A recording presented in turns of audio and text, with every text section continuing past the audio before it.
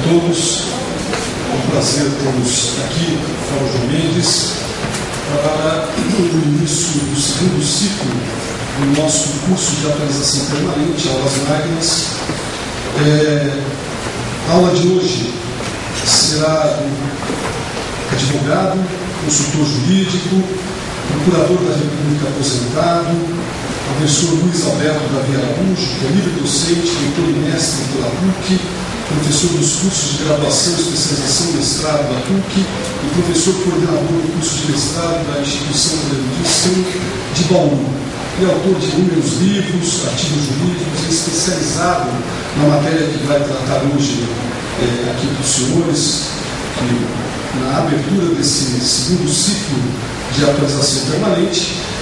Enfim, com certeza que os senhores vão gostar muito da aula, do Poder Judiciário e a pessoa com deficiência, a justiça e a pessoa com deficiência. Na nossa mesa, tenho o prazer de anunciar a presença do Dr. Armando de Toledo, vice-presidente do Tribunal de Justiça em exercício e agora, a partir de ontem, diretor da Escola Paulista da Magistratura. Também a presença do Dr. Marie, que é secretário-geral da Escola Paulista da Magistratura, Dr. Antônio Carlos Malheiros, que é desembargador e presidente da Comissão de Aulas para os Servidores, e Dr. José Maria Câmara Júnior, assessor do presidente do Tribunal de Justiça. Sem mais, eu passo a palavra ao Dr. Armando, vice-presidente do Tribunal, que fará algumas considerações na abertura dessa segunda etapa do nosso curso de atualização permanente.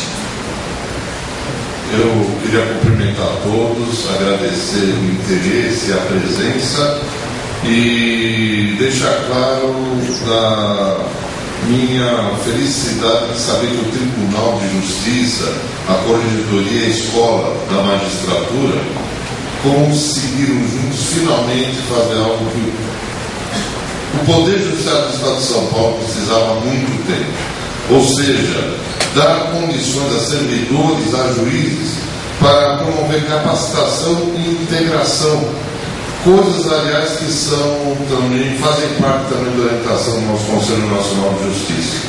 Nós estamos numa segunda etapa e vejo que o Tribunal faz uma capacitação, uma categoria, uma elevação, haja vista os ilustres palestrantes, os doutores de excelência que têm vindo aqui transmitir esses temas aos senhores. O número de interessados se mostra elevado e tenho certeza que há sempre que aumentar. Quero também anunciar que a partir da quinta aula, os cursos, as palestras serão online com todos os fóruns do interior, possibilitando que os funcionários do interior e magistrados, eventualmente, também acompanhem, se atualizem e consigam consolidar mais ainda o principal, que é o conhecimento, a experiência para poder atuar no dia a dia e melhorar os nossos serviços judiciários. Eu, infelizmente, não vou poder permanecer. Peço desculpa ao professor Alberto Davi Araújo, porque eu tenho um outro compromisso, mas tenho certeza que após eu vou querer saber como é que foi, vou querer acompanhar, sei que vai estar no site e vou ouvir para poder também abeberar os ensinamentos de Vossa Excelência. Eu desejo sucesso a todos. Eu agradeço muito, repito, a todos pelo interesse, e o importante é isso. São os nossos funcionários, os nossos servidores, os nossos magistrados motivados, tendo possibilidade de melhorar, tendo possibilidade de avançar, tendo vontade de levantar no dia seguinte, vai fazer algo que tem gosto, que ama, para que nós possamos ser cada vez mais respeitados, possamos ser cada vez mais admirados pelo povo, pela sociedade, que são, na verdade, nossos verdadeiros patrões. Eles precisam da jurisdição, compete a nós dá-la. Vamos, então, fazer com capacidade, vamos fazer com amor e tenho certeza, em breve nós vamos ser reconhecidos como devemos ser, como o resgate de todo o direito da sociedade. Preciso muito dos senhores, preciso não Armando, preciso o Tribunal de Justiça, o nosso Poder Judiciário. Muito obrigado por esse interesse e por essa dedicação. Tá? Agradeço, Telog, devolvo a palavra ao nosso anfitrião e preciso me retirar. Obrigado.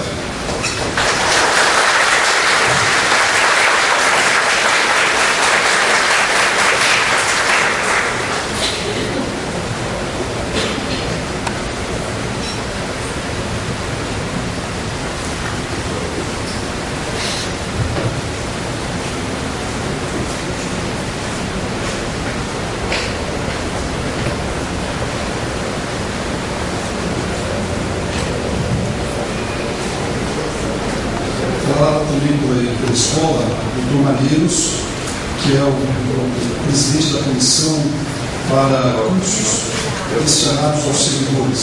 Dr. Malheiros.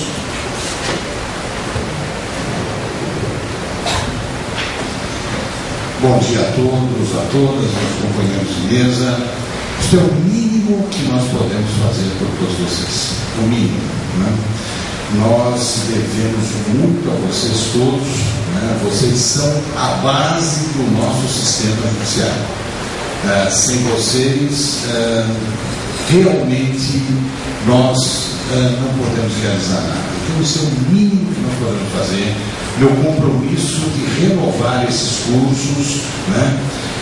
Com bastante motivação, com bastante vontade de trazer alguma coisa de bom para vocês em matéria de conhecimento, de reciclagem. Eu quero agradecer ao Gilson, ao Zé Maria e ao Galícia, por efetivamente estes são os verdadeiros coordenadores desses cursos todos que nós estamos realizando, né? Eles são aqueles que têm a maior carga, né?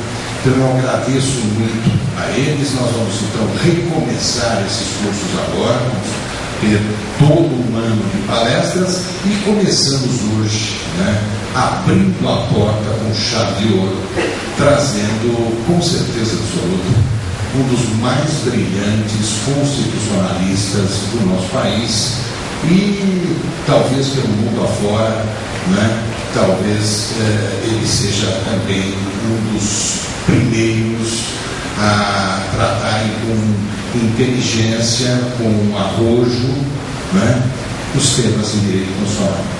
Então, devolvo a palavra agora para o Dr. Gilson. Eu tenho uma vontade doida de apresentar o Luiz Alberto Davi Araújo, mas eu vou passar para o Dr. Gilson, que é quem vai apresentar. Não, Gilson. Então, dando sequência, passo a palavra ao Dr. Luiz Alberto Davi Araújo. O tema, a justiça e a pessoa com deficiência. Bem, bom dia a todos. Eu queria primeiro agradecer o convite, né? Queria cumprimentar meus colegas de mesa, uma saudação gentil e exagerada do meu querido amigo desembargador Malheiros, né? 13,75% do que ele falou for verdade, eu já saio muito contente daqui, né? Queria agradecer o convite do Dr. Gilson e todos os membros da mesa, foram muito gentis em lembrar do meu nome, especialmente ao lado de outros nomes muito, muito importantes do direito brasileiro, a professora Teresa Bier, Carrari e outros tantos. Também eu fiquei muito envaidecido com o convite. Quando eu recebi esse convite, eu muito aceitei, porque eu achei uma oportunidade muito boa, né? Primeiro, para falar para funcionários da justiça, me pareceu uma coisa muito legal, né? Eu sei que é um pouco informal isso, mas pareceu legal mesmo, a palavra legal, né? É muito coloquial, mas foi legal mesmo, eu achei incrivelmente, né? A segunda, falar para os juízes, né? É uma oportunidade boa de convencê-los, né? E terceiro, falar para desembargadores, é quase um paraíso. Então eu falei, mas eu não vou perder de jeito nenhum, né? Tanto que tentei mudar a data, porque surgiu um compromisso e tal, o Dr. Gilson me indeferiu liminarmente, né? E eu acatei de imediato. Eu cheguei tudo bem malandro, Dr. Gilson, se você eventualmente não, já entendi, advogado bem, que é o juiz da alguém de direito, a gente vai aprendendo com o tempo. Bom, vamos conversar, eu não devo passar de 1 hora. Eu acho que a conversa nossa são 10h30, eu tenho que falar até umas 11h30, me parece que é um tempo razoável. Aliás, ninguém me aguenta mais do que uma hora. Então, eu acho que uma hora é um tempo bom. Depois a gente faz umas perguntas, se vocês tiverem alguma dúvida. É uma conversa muito coloquial, né? Vocês já perceberam que eu falo de um jeito muito. Eu não consigo ser muito formal, né? Então, eu peço desculpas pela talvez informalidade da nossa conversa, mas é o meu jeito de fazer. Né? Bom, nós vamos falar primeiro um pouco da Constituição brasileira. Né? A Constituição brasileira tratou desse tema da pessoa com deficiência. Mas por que nós vamos tratar desse tema? É a primeira pergunta: por que cargas d'água esse sujeito vem aqui falar de um tema que, mais ou menos, a gente não está muito interessado, porque a gente sabe que tem que ajudar, entre aspas, mas como é que funciona, né? Bom, nós temos entre 10% e 15% da população brasileira com alguma deficiência. Se for pensar em uma população de 200 milhões, né, nós temos um número muito grande de pessoas com deficiência. E a primeira pergunta que nós temos que fazer é: aonde eles estão? Onde estão essas pessoas com deficiência? Né? Vamos fazer um exemplo. Se eu pegar os nossos inscritos aqui, né? Onde estamos nós? Se vamos tirar algumas deficiências que talvez impedissem a presença, mas as deficiências de locomoção, as deficiências de visão, de audição, onde estão? Onde estão esses 10 a 15% da população brasileira que deveriam estar aqui? Deveriam ser representados por funcionários, por juízes, por desembargadores. Não estão. Bom, já está respondido o que nós estamos conversando. Nós precisamos achar essas pessoas. Se elas não estão aqui, se eu não tenho 15%, descontando a questão da deficiência mental, vamos trabalhar com 10% entre cadeirantes, cegos, surdos. Onde que eles estão? Só estiver na sala de cima, mas na sala que eu estou vendo não dá. Então, esse é um problema sério de se resolver. Nós temos que começar a pensar em inclusão. Mas se nós temos 10% da população brasileira, talvez 15%, que está fora, porque, é que não veio aqui. Não, por que não veio aqui? Mas não veio aqui porque é difícil chegar aqui. Bom, ótimo, pronto, já descobrimos o primeiro problema. Ou não veio aqui porque não deu para vir, mas por que não deu para vir? Não, porque, em suma, nós precisamos começar a descobrir o que está acontecendo. Só por causa disso, eu já fiquei muito contente de poder vir aqui, para a gente conversar um pouco sobre isso. Nós vamos fazer uma aula, eu vou fazer umas perguntas para vocês durante a aula. Vocês não precisam ficar preocupados. Eu mesmo pergunto, eu mesmo respondo. Porque eu fico imaginando no lugar de vocês: meu Deus, e se ele perguntar para mim? Não, eu pergunto, eu respondo, vocês não precisam ficarem preocupados. A gente vai conversando um pouco desse jeito. Bom, então, nós temos que ver que nós estamos falando de um grupo de 10 ou 15%, que é certamente um grupo discriminado. É um grupo excluído. Não está aqui, não está na praça, não está na praia, não está na balada, não está no teatro, não está no cinema, não está no bar, não está na escola, não está em lugar nenhum. Nós precisamos achar essa gente. É um pouco disso que nós vamos conversar. Tá? E por que a gente não consegue achar essa gente? E por que eles estão escondidos? Então nós vamos falar um pouquinho desse grupo de pessoas. Bom, vamos falar da Constituição brasileira. Não é? Por quê? Porque a Constituição brasileira cuida desse grupo de pessoas. Todo mundo fala mal da Constituição brasileira. Ela é muito grande, ela é muito detalhada. A Constituição brasileira trata de tudo, não precisava tratar. Ela cuida das pessoas com deficiência, ela cuida do meio ambiente, ela cuida do desporto, ela cuida do Colégio Dom Pedro II, ela cuida disso, não precisava cuidar de nada. A Constituição é prolixa. Realmente ela é prolixa mesmo. Não é? A Constituição, ela fala, vamos pegar um exemplo. Não é? Vamos pegar o artigo 5º. Vamos pegar o caput do artigo 5º, que é o artigo que traz os direitos fundamentais. Não é? Lá diz assim: todos são iguais perante a lei, sem distinção de qualquer natureza. Calma. Se todos são iguais perante a lei, nem precisa falar que não tem que ter distinção de nenhuma natureza. Mas o Constituição escreve. Então fica assim: todos são iguais perante a lei, sem distinção de qualquer natureza, garantidos aos estrangeiros, aos brasileiros, aos estrangeiros residentes no país, os direitos a vida, igualdade. Vamos lá. Todos são iguais perante a lei, garantiu a igualdade. sem distinção de qualquer natureza. Garantiu a igualdade. Acaba de garantir a igualdade. Então, no caput do artigo 5º, eu falo de igualdade 3 vezes. Qual é o primeiro inciso do artigo 5º? Homens e mulheres são iguais.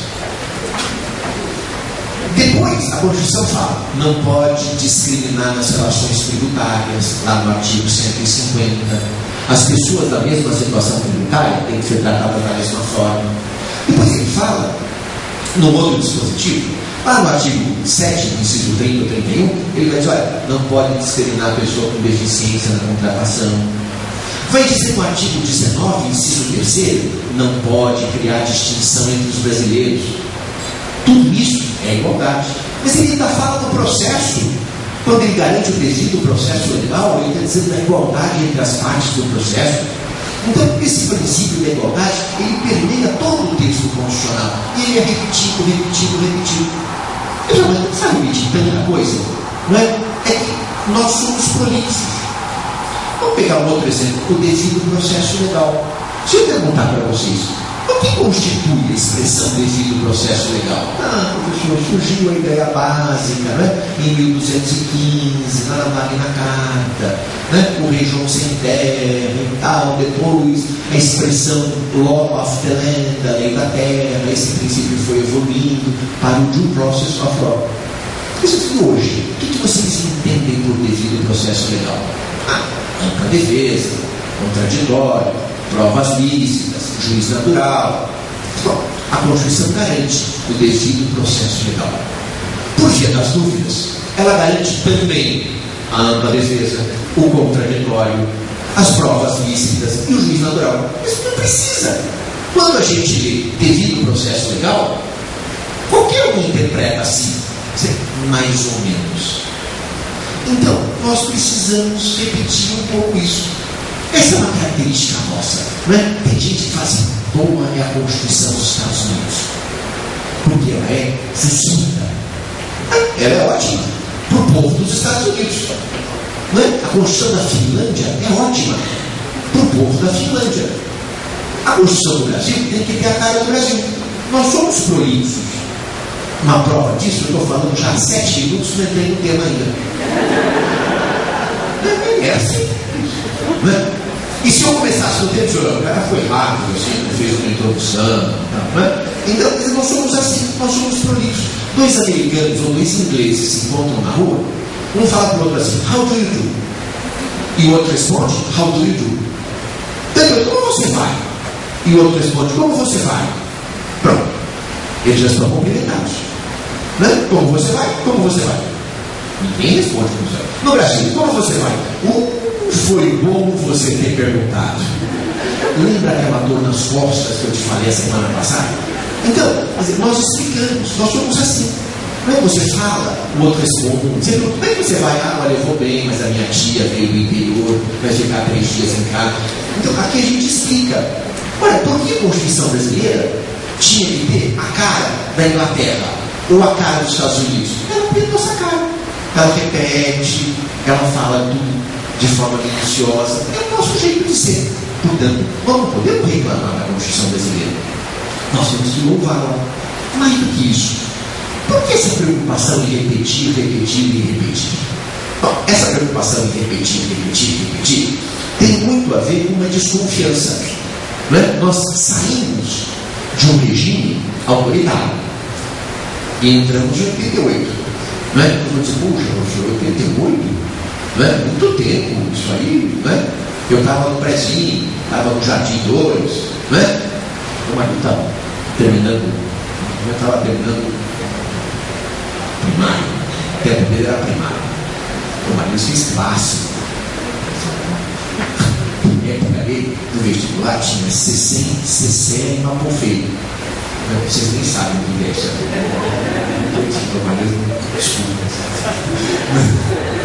No meu tempo, não. Era Ilaego ou Sobra. Era só voltado. Então, na verdade, a 88 era um momento bonito. Nós estávamos resgatando a democracia. E alguém disse, vamos deixar tudo claro. Não vamos deixar nada para grandes interpretações. Escreve tudo. E alguém disse assim, bom, vamos garantir o direito à vida. Garante a vida? mas garante a vida privada. Não pode existir vida sem vida privada. Não, mas escreve. Então garante a vida e garante. Mas então garante a intimidade. Já garantiu vida privada? Né? Usa a palavra privacidade. Privacidade engloba tudo. Não. Escreve vida privada, escreve intimidade. Bom, vida privada, intimidade. Bom, imagem. Como é que eu posso imaginar uma vida sem imagem?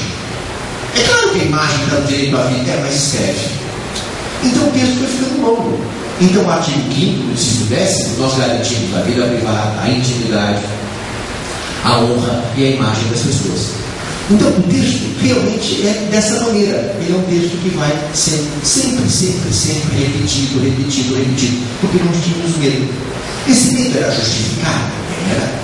O Supremo Tribunal Federal tem uma decisão anterior a 1988, a Constituição dizia assim: só pode criar tributo por lei.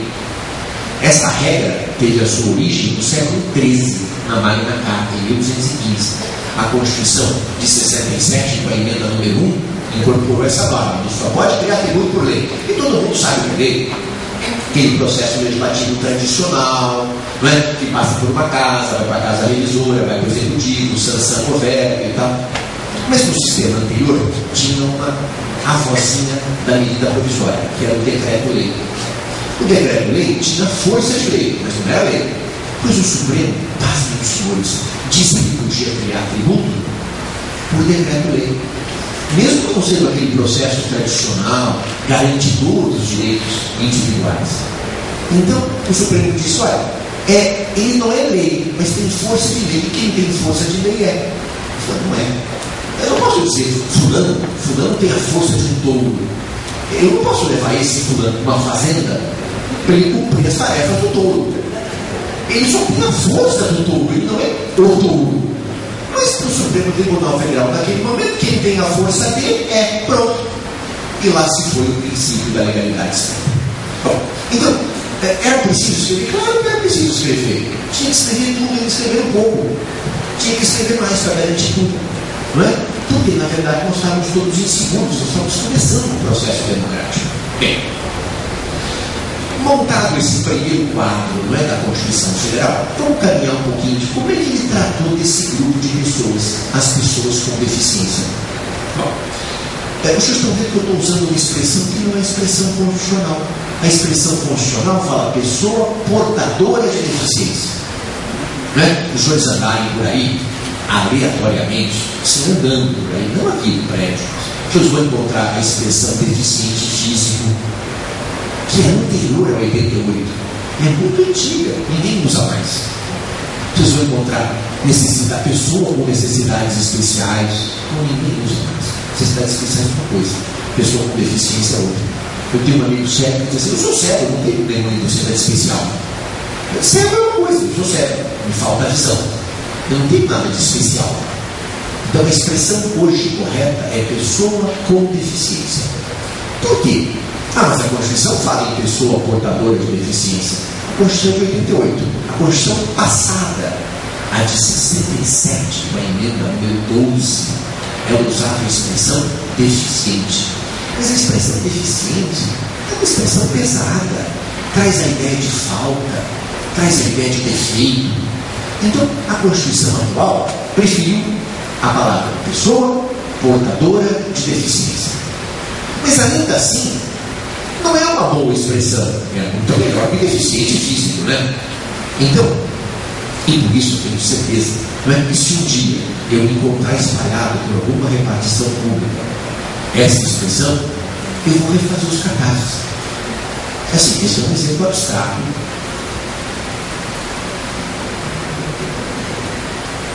Não é assim, não é? Podemos colocar pessoa com deficiência, que é a terminologia atual, que foi adotada pela Convenção Internacional que o Brasil subscreveu, não é? Que o presidente da República publicou como um decreto, que o Congresso ratificou, não é? Então hoje a expressão correta é pessoa com deficiência. Qual é o problema da pessoa portadora de deficiência? Ninguém porta uma deficiência. Só eu ando para cá, eu porto a minha deficiência, eu levo para lá, porto a minha deficiência. Eles não são mais portadores, eles têm a deficiência.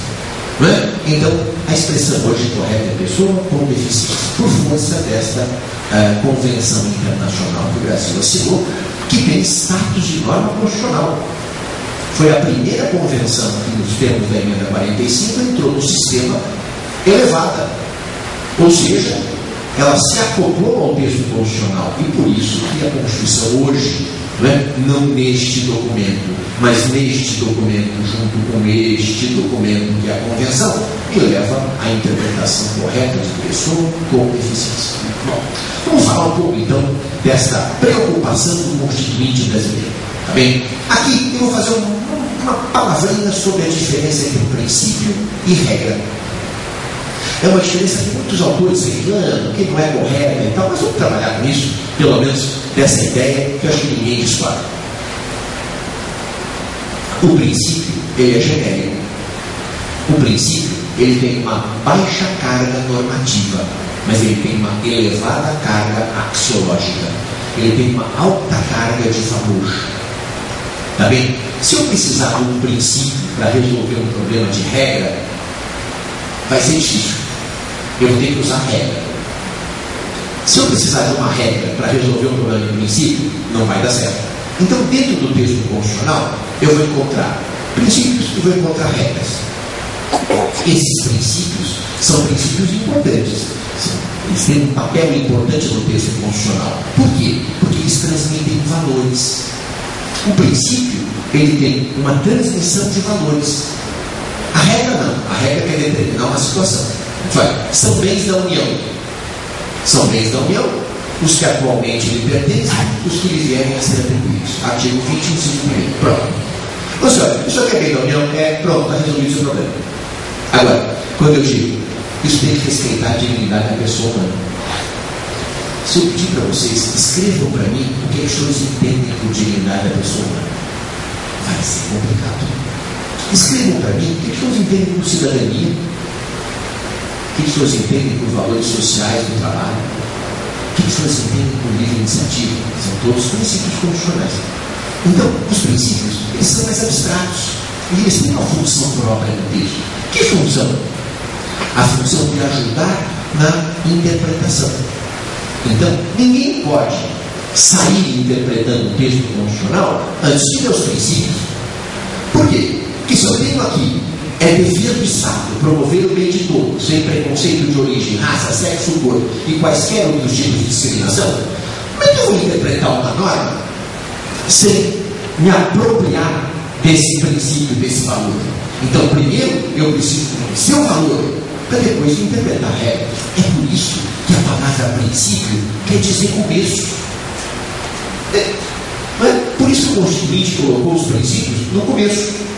Imagina um Constituinte maroto. Eu vou pôr os princípios no final. Aí eu seria a Constituição inteira e tal. Agora eu tenho que explicar para você o que é que você tem que ler para interpretar a Constituição. Por que não pôs no começo? É por isso que o texto brasileiro abre no seu título primeiro dos princípios fundamentais. Ele está dizendo, olha, já que você vai ler o texto, passe por aqui. Eu vou lhe dar o código da valoração. Se você fizer uma interpretação sem saber quais são os princípios, não é como se eu chegasse e dissesse, os senhores gentilmente me convidaram para jantar na casa de vocês. Está bem? A primeira coisa que eu vou fazer é telefonar e perguntar se os senhores são formais. Os senhores são formais? Somos formais aqui em casa. Eu vou de paletó, vou de gravata, vou levar um ramalhete de flores para a dona da casa, uma garrafa de vinho para o dono da casa. Vai ser um convidado presenteador. Eu levo um ramalhete, levo uma garrafa de vinho, boa noite, chego no horário. Como vai, professor? Eu tenho muito gosto, como vai chamar, tudo bem, a família e tal. É assim que funciona. Ou eu telefono, os senhores são formais em casa? Ah, não, professor, em casa não. Em casa é uma bagunça. O gato passa em cima da mesa. O rabo passa na sopa. Ok. Então eu vou de jeans, vou de camiseta, o que eu não posso. Sem conhecer os valores, chegar para interpretar o texto. Imagine que eu chego, paletó, gravata, borboleta, ramalhete de flores, está rolando um rock, todo mundo dançando, eu toco a campainha da casa. Alguém vai falar, quem é esse maluco que está de ramalhete de flores? Seu professor, Mas que ridículo! Como é que ele vê esse rock, não é? Dessa roupa? Pois é. Ou então imagina, né? Todo mundo formal na casa, eu chego de Bíblia, né? De croque, não sei o quê. Não, gente, tudo bem? O que é isso? Como é que o cara não se inteirou dos nossos valores antes de vir aqui? A interpretação constitucional é a mesma coisa. Então, vamos entender um pouco essa história. O que é promover o bem de todos, sem preconceito de origem, raça, sexo, cor e quaisquer outras formas de discriminação? E quando nós falamos da pessoa com deficiência, nós estamos falando de promover o bem delas. Elas estão nesse grupo. Por que a gente inclui? E por que não estão incluídos? O que está acontecendo? Não é? Esse princípio da igualdade é uma coisa que o texto constitucional vem acompanhando. E essa igualdade, ela aparece de dois jeitos. Ela existe uma igualdade chamada de igualdade formal. Eu não posso discriminar, não é verdade? Na contratação. Isso é igualdade formal. Todos são iguais perante a lei. Tá bem? Aqui, a Constituição é bem clara. O que não quer dizer que qualquer pessoa com deficiência possa pretender qualquer cargo público ou qualquer cargo privado. Esse princípio da igualdade não pode levar a esse exagero. Uma pessoa cega tem algumas limitações. Um cadeirante tem algumas limitações. Então, dentro dessa ideia, essa pessoa com deficiência, um surdo, tem algumas limitações. Então, essa pessoa não pode pretender qualquer cargo. Certo? Então, essa é igual. Mas, do contrário, ela não pode ser barrada pela sua deficiência. Nós vimos recentemente, agora parece, não sei se isso é comprovado, que professores obesos não poderiam fazer o concurso. Não é? A obesidade atrapalharia a função. Não estamos falando de deficiência, mas é só um exemplo. Depende, não sei se é bom professor ou é mau professor. Em caso de dúvida, o que é que manda a Constituição? Tem estágio probatório para quê? Para provar.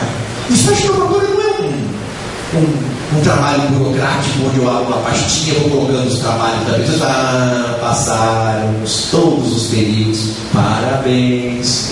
Não é isso. O estágio probatório é para provar. Olha, se eu tenho dúvida, se a pessoa com deficiência pode entrar ou não, para que serve um famoso Instituto do Direito do Trabalho chamado contrato de experiência? Para experimentar. Então, o que você fica no excluir? Porque não vai dar certo. Tem um ditado árabe que diz que o preguiçoso é adivinho. Né?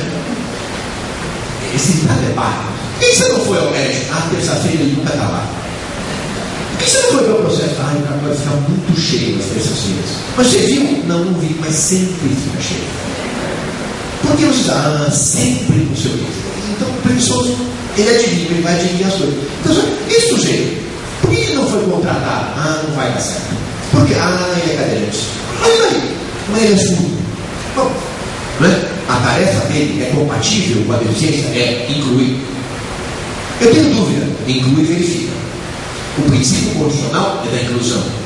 E aqui passa-se por uma questão muito interessante. Não é? Um cego pode ser juiz. Não é? Aqui a coisa, não é? Toma uma coisa bem, eu vou falar um pouco dessa história, não é? Que o Supremo tem uma decisão muito, muito interessante. Mas deixa eu andar um pouco mais para depois a gente passar por essa. Mas podem me cobrar a resposta disso já. Tá bem? Então, nós estamos falando de princípio da igualdade. Tá bem? Dessa igualdade que nós estamos conversando.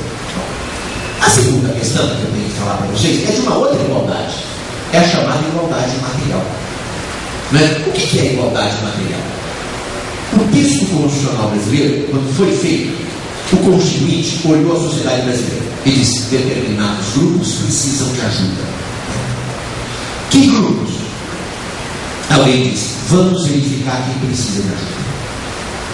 Aqui, a gente só espera um pouquinho antes de ficarem bravos comigo. As mulheres precisam de ajuda. Não fiquem nervosas. Não é?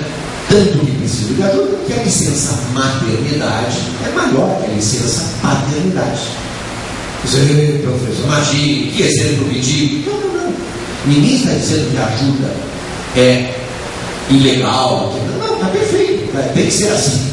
Eu acho que a maternidade podia ser um pouco maior. Não é? A paternidade podia ser um pouco maior. Não é? O pai ajudar um pouco, trocar um pouco de fralda, não é? Passar aquele, dar um chicória para o bebê, não é? Passar aquele pasta lá de hipoglóssico, óleo de amêndoa. O professor é do ramo. Não é assim, não é? Então, essas coisas podiam ser um pouco mais. Mas as mulheres são beneficiadas. Está bem? Aposentadoria. A mulher se aposenta mais cedo. Mas tem a dupla jornada. Está perfeito. Não queria discutir. Está tudo certo. Não é? A pergunta é: e se o homem tiver dupla jornada, ele pode requerer? Não vamos discutir, vamos para adiante. Então vamos colocando a parte. Então, mas aqui tem coisa a pensar. Então, a mulher tem. Os índios tiveram benefício? Tiveram. Nossa, o artigo 232 protege os índios. Então, vários grupos foram sendo beneficiados. Não é? Ou por sua função, ou pela sua situação, ou pela sua fragilidade, pela sua vulnerabilidade. Está bem? Então, assim nós vamos proteger. Isso se chama igualdade material. Eu preciso recompor a sociedade e eu uso a Constituição para isso. Dentro dessa ideia, né, o que é que fez o Constituinte? Além de garantir a igualdade material, a igualdade formal, ou seja, além de dizer que todos são iguais perante a lei e não pode discriminar pela deficiência, nós ainda temos a igualdade material. O que fez o Constituinte? Ele disse: olha, determinadas situações precisam ser prestigiadas e eu vou dar uma empurrada para ajudar. Ele disse: eu vou criar vagas reservadas para as pessoas com deficiência. Então, nos concursos públicos, tá bem? Hoje, em qualquer concurso público, inclusive para vagas da magistratura, né, por determinação do Conselho Nacional de Justiça, infelizmente não foi por determinação do Tribunal de Justiça de São Paulo, nem do Tribunal Regional Federal da Terceira Região, nem dos tribunais estaduais em Minas Gerais, não é um problema de São Paulo. Nós vamos depois mostrar um pouquinho por que isso acontece. Não é? O Conselho já tem que abrir vaga para a pessoa com deficiência, um concurso público para juiz. Não é? Então, hoje, isso está resolvido. Né? As pessoas com deficiência podem fazer concurso para juiz, tem vaga reservada. E podem fazer concurso para qualquer cargo com vaga reservada. Tá bem? E aqui, vamos fazer uma perguntinha para vocês. Tá bem? O edital, vamos imaginar que é um concurso público para funcionário aqui do fundo. Eu tenho um edital e tenho 100 vagas. Dessas 100 vagas, eu tenho 5 vagas reservadas. Então são 95 vagas e 5 vagas reservadas. Tudo bem? Até aqui está claro. Os concursos têm que ter nota mínima agora. Não é? Então eles têm que, obrigatoriamente, o edital tem que ter uma nota mínima. Tem uma nota mínima, nós vamos explicar por quê. Essa pessoa com deficiência que vai se candidatar para a vaga reservada, ela tem que atingir o mínimo que a administração pública quer. Qual é o mínimo? A administração pública decide. Se eu faço um concurso fácil, eu posso dizer: a nota mínima é 8, 9. Problema da administração. Se eu faço um concurso difícil, diz: olha, quem tirar 3 está bom demais.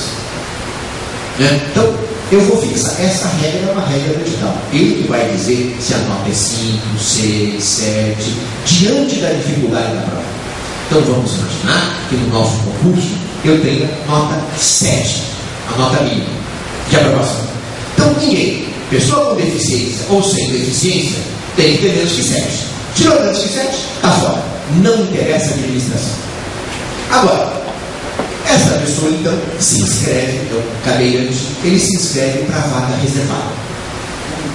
Tá bem? Ele junta o atestado médico e vai: eu sou tetraplégico, então eu queria me inscrever para a vaga reservada. Perfeitamente. Né? Inscreveu-se para a vaga reservada. 5 vagas reservadas e 95 não reservadas. Sabe o resultado disso aqui? Ele sai com média 9,9 e tem a maior média do concurso todo.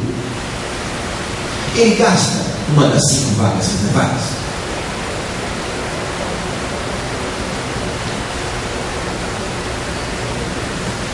Ele se inscreveu para a vaga reservada. Coragem, vamos lá. Gasta. Ele se inscreveu para a vaga reservada, não foi? Bom, então vou contar uma história para vocês. Né? Esse sujeito estudou em Harvard. O pai é multimilionário. Ele fala inglês, francês, alemão, tem noções de sânscrito, etrusco e aramaico. Ele, inegavelmente, é pessoa com deficiência e se inscreveu para a vaga reservada. Ele falou: eu não vou acertar tudo. Eu vou errar uma de propósito, para depois dizer que teve fraude, não sei o que, eu vou errar uma para ficar com 9,9. Ele errou uma de propósito e passou o exame com brilho. Tanto o pai deu para ele Learjet. Esses jarros. Né? Então, só filho, você vai precisar disso, é bom, você tem problema de locomoção e tal. Ah, tá bom, pai, obrigado. Acho que eu preciso de um texto. Vou pegar em Paris. Vai a Sorbonne, pega o texto, volta e tal. Né? E tem para onde dinheiro. Terminou em primeiro lugar. Tá bem? Outro concorrente é o seu João. Seu João é atrapalhadíssimo. Seu João é cadeirante. Mas não é cadeirante de cadeira de filme americano, para frente, não. O seu João empurra a cadeira. E o seu João mora na periferia de São Paulo. Para o seu João chegar até o ponto de ônibus, ele demora 45 minutos para empurrar a cadeira. Claro que as calçadas não são acessíveis. Claro que tem poste no meio da calçada. Né? Qualquer um de vocês pode fazer esse tempo. Pegue uma cadeira de rodas emprestada e passe 15 minutos. Não precisa ser mais. 15 minutos em cima de uma cadeira de rodas. Ou então faça o teste uma vez com um prefeito de conselho delicado. Diz assim: agora, na 9 de julho, o farol está adaptado. Perfeitamente. Então era 9 de julho, ali atrás do Eldorado. O pessoal passa. Então, agora, faz o cego pode atravessar. Claro, atravessa o ônibus, pega e deixa em veleiros. Quem é que em sã consciência no Brasil, a hora que abre o semáforo, ouvindo um pip e atravessa? Então, nós estamos vendo. Bom, esse é o João, então, pega a cadeira de roda dele, vai até o... Só que andar com aquilo, ele sua muito. O seu João, ele transpira. Né? Porque aquilo tem que empurrar o peso dele. Tá, então o seu João já chega no ponto de ônibus todo suave. O seu João usa desodorante, mesmo aquele de 48 horas, porque sabe? Eu não sei para que serve. Se a regra manda de 24 em 24 tomar um banho, eu fico imaginando por que haveria desodorante de 48 horas. De qualquer maneira, tem que entender. São atletas que fazem competições, bom, tá bom, não desodorante, esqueci, de qualquer maneira, né? Mantendo a regra, o seu João então está transpirando, o seu João está assim, suado, né? Está mal cheiroso, porque ele tem que empurrar aquilo. Aí ele consegue fazer sinal para o ônibus. O ônibus não tem elevador. Então o motorista do ônibus puxa o breque de mão, desce, desmonta a cadeira do seu João, põe o seu João no braço, sobe com o seu João, monta a cadeira de roda, deixa o seu João lá e sai. Todos daquele ônibus vão perder o horário de trabalho. Todos. O seu João é muito querido. Quando o seu João faz sinal de hoje vamos perder o ponto, vai ser. O seu João, o que eu vou fazer? Preciso trabalhar. Né? Então o seu João entra no ônibus e chegou. Né? Aí eu atrasei, não, porque o seu João está no meu ônibus, bateu o cartão, já não tem conversa. Então o seu João não é muito querido. O seu João, com essa dificuldade toda, muita piadinha sobre o paraplégico, o seu João se esforça e consegue fazer esse concurso.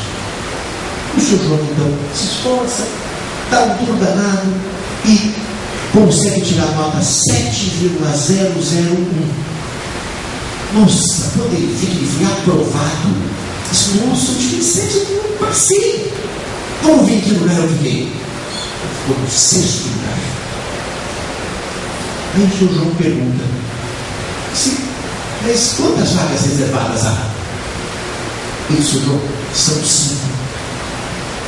Mas eu fiquei de fora. Ficou. Quem é o primeiro colocado? É o bonitão, já viu o bonitão? É o bonitão que estudou em Harvard, tem um avião. E eu vou para fora. Por quê? É porque o pessoal que interpretou essa norma botou o show para fora. Os caras me perguntam. Você acha que não? Gasta ou não gasta a do primeiro colocado? Então, pronto, calma, não fique nervoso. Vamos fazer um parênteses e vou contar uma história para vocês. Eu tenho um querido amigo meu que é cego, uma vida independente e tal, e ele então anda, caminha. Ele estava no trajeto normal dele, tranquilo, caminhando, era o dia a dia dele. E ele parou para descansar. Era um semáforo. Ele parou, descansou. O semáforo abriu, alguém pegou ele pelo braço, o senhor quer atravessar, não é? Vum, atravessou. Eu não queria atravessar. Eu estava descansando. Mas hoje tanta gente, tanta maldade, eu quis ajudar, tá bom, e tal. Atravessei e fiquei lá de lá. Ele quer, descansando, abriu e falou outra vez. Alguém me pegou pelo braço, o senhor quer atravessar? Vum, se eu passaria o dia inteiro atravessando e desatravessando aquela rua, e ninguém ia perguntar, precisa de ajuda? E ele dizia, não, obrigado, estou descansando. Mas por que isso? Porque, na verdade, nós não estamos acostumados. A gente acha que toda pessoa com deficiência sempre precisa de ajuda. Então a gente sempre quer ajudar. Não é ruim ajudar, mas não é sempre assim. Há pessoas com deficiência que não precisam de ajuda. Será que o nosso amigo, o primeiro colocado, que tirou 9,9, precisa da ajuda do Estado? Tem alguém no concurso melhor do que ele? Ou ele tirou nota máxima? Olha, diante do mérito do concurso público, ele é o primeiro colocado e não gasta a vaga reservada. O concurso público para a vaga reservada é para quem precisa. Quem precisa? O seu João. O seu João precisa do apoio do Estado. Não é o nosso primeiro colocado. Mas por que ele se inscreveu na vaga reservada? Ele se inscreveu na vaga reservada porque ele não sabia o resultado do concurso. Se ele precisasse da vaga reservada, por uma insuficiência de conhecimento, ele seria colocado. Mas eu não posso gastar. Mas e se eu tiver, por exemplo, os primeiros 90 colocados, pessoas com deficiência? Eu tenho 90 pessoas bem capacitadas, donas de mérito, para ficar nos 90 primeiros lugares, que não precisam da ajuda do Estado. Quem precisa da ajuda do Estado é o São João. Tudo bem? Deu para entender? Então, nós começamos a perceber que existe entre aspas, preconceito. Não é um preconceito ruim, mas é uma ideia formada sem lastro. Por que isso acontece? Por que é assim? Não é? Por que nós temos essa dificuldade de conviver, de entender esse grupo de pessoas? Bom, vou voltar então um pouquinho para a questão da educação. Não é? Nós não tivemos coleguinhas de classe com deficiência. Eu tinha um colega cego, mas depois ele saiu da escola. Eu tinha um colega surdo, mas ele ficou um pouco só na escola e foi embora. Tinha um colega cadeirante, não sei muito bem o que aconteceu com ele na aula e tal. Então, não é da nossa geração, os mais jovens já tem isso, é uma grande vantagem, não é? Nós não temos o hábito de conviver com pessoas com deficiência. É por isso, é por essa falta de convívio, que é muito comum quando você anda no shopping center, por exemplo, você ouviu uma mamãe dizendo para a filhinha: ai filhinha, tem orelhão de criancinha aqui no shopping, vai lá telefonar. É um orelhão rebaixado para cadeirante. Então, a menina vai lá: ai vovó, estou aqui no orelhão de criancinha. Isso não é orelhão de criancinha, isso aqui é para cadeirante que tem. Quando você encontra uma vaga reservada, né, um símbolo internacional, você diz: mas é só um pouquinho que eu vou usar. Você não pode. Quando você encontra um banheiro, não é, adaptado, sem barra, como é que o cadeirante vai sentar para fazer xixi e para fazer cocô?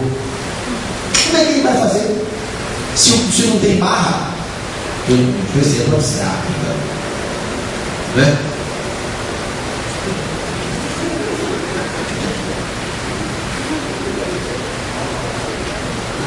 Né? Então, precisa ter barra do lado. Não é só a prova já capitão, não tem um monte de regra para fazer. E a melhor coisa, o melhor teste é pegar uma pessoa de deficiência do ramo, segura. E cuidar, né? Então, isso não é aqui. Por que essa dificuldade? Por que isso tem aqui e tem em qualquer lugar? Não é aqui, qualquer escola que você vai, no auditório está adaptado, nunca tem tanto para o auditório. O auditório está adaptado, ótimo. E em cima, aqui no palanque não tem rampa. Por quê? Cadeirante não pode dar palestra? Então, nós precisamos lembrar disso. Né? É uma coisa. Mas por que a gente não lembra? Porque nós não tivemos uma educação inclusiva. Lá atrás, nós não convivemos com pessoas com deficiência. Porque se nós tivéssemos convivido, provavelmente não saberíamos dessas coisas todas. Não é? Quando você encontra, por exemplo, é muito comum, né, você verificar muitas vezes o banheiro não está adaptado, a rampa que está acessível, inclinada demais. Quer dizer, tudo isso mostra uma dificuldade de inclusão muito grande. Por que essa distância entre aqueles que não têm deficiência e as pessoas com deficiência? Porque nós não tivemos lá atrás essa experiência inclusiva, essa experiência de conviver com a diferença. Conviver com a diferença nos coloca muito à vontade. Não é? Vocês experimentem um dia os rapazes saírem com uma gravata no banco. Tipo, olha, falei, esse é louco, atende logo. Eu vou no banco, por exemplo, eu sou logo o primeiro a se atendido. Se o dia que bate o olho, sabe lá Deus o que vai acontecer. Não acontece nada, eu converso, por favor, quando vai, tá? Mas fica uma coisa diferente, né? O diferente assusta. Então, se o sujeito vem, mas ele é cadeirante. Outro dia eu fui ao Banco do Brasil, belíssima instalação, aquele estilo, lá, normal. Eu gostei, tudo bonito, tal. Tinha, né? Um balcão rebaixado e um vaso. Esse vaso muito bonito, nós que colocamos. Esse lindo, muito bonito, só está de parabéns, que a Avenida Paulista convidou esse vaso, convidou aqui. Agora, por que a senhora acha que o balcão é rebaixado? Parou, eu não sei. Esse é para o cadeirante. Agora o cadeirante vai ficar vendo o vaso, porque a senhora colocou o vaso, ele mostra aqui, olha o vaso olha a senhora. Né? Agora, atendendo. O senhor sabe que o senhor tem razão? Olha que coisa boa. Mas não é culpa da funcionária. Estamos todos nós aprendendo no processo democrático. Então, o que é importante é estar atento a essa diferença. Não é? Porque nós não tivemos essa chance. Nós não tivemos a chance de conviver com as diferenças. Talvez nós fôssemos mais solidários. Talvez nós entendêssemos um pouco mais do outro. Talvez a gente fosse um pouco mais tolerante.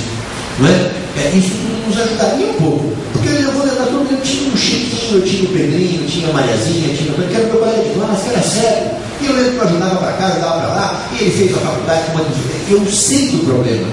Mas quando eu só conheço teoricamente o problema, porque todos nós conhecemos teoricamente, essa passagem prática é complicada.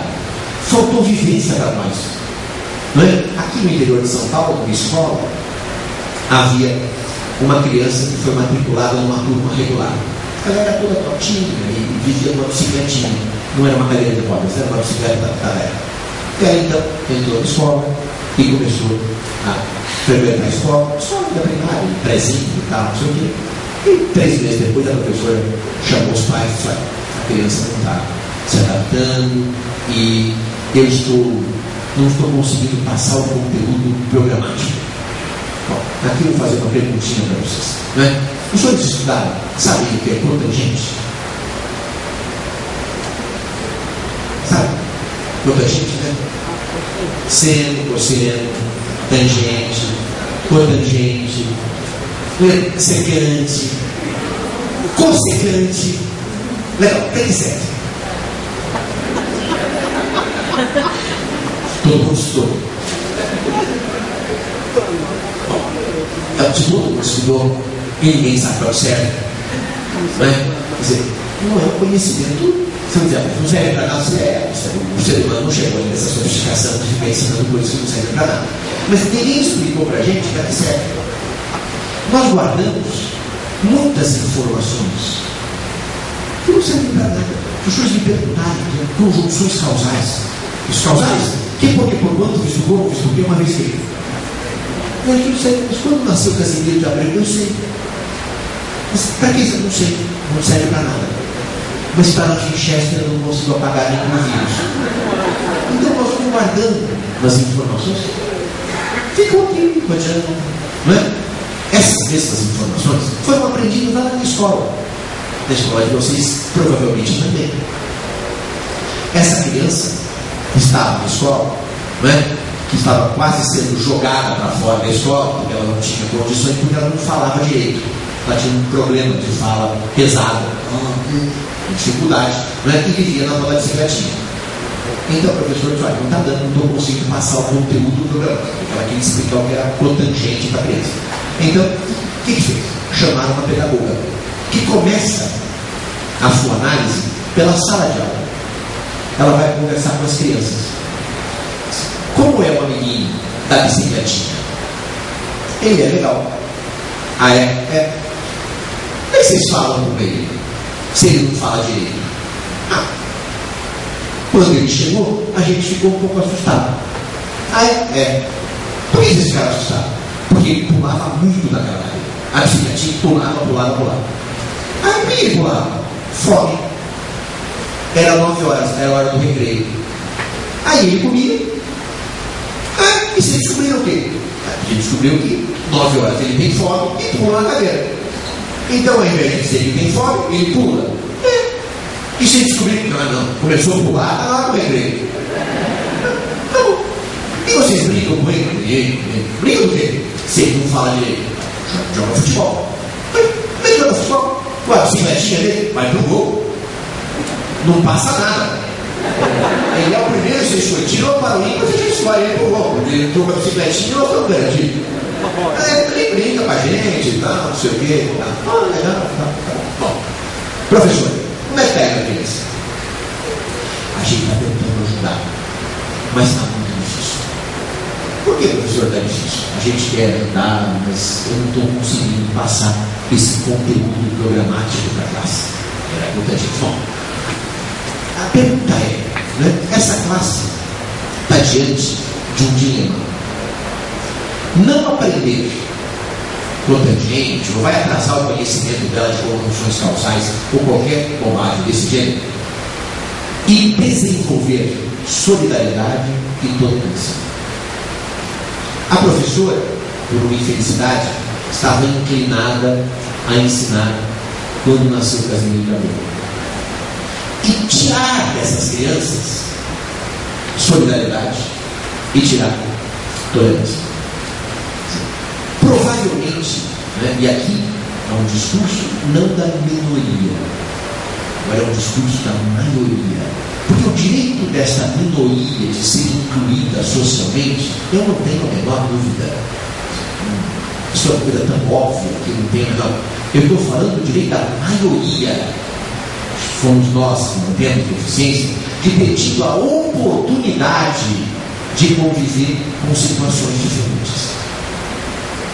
Se nós tivéssemos tido essa oportunidade, provavelmente hoje nós seríamos mais tolerantes e hoje nós seríamos muito mais solidários. Qualidades que fariam só bem para nós. Mas não tivemos essa chance. Essa chance nos foi tirada. Eu não tive coleguinha de classe cego, eu não tive coleguinha de classe cadeirante, eu não tive coleguinha de classe surdo. Porque talvez eu fosse diferente, talvez eu conseguisse entender os problemas do outro.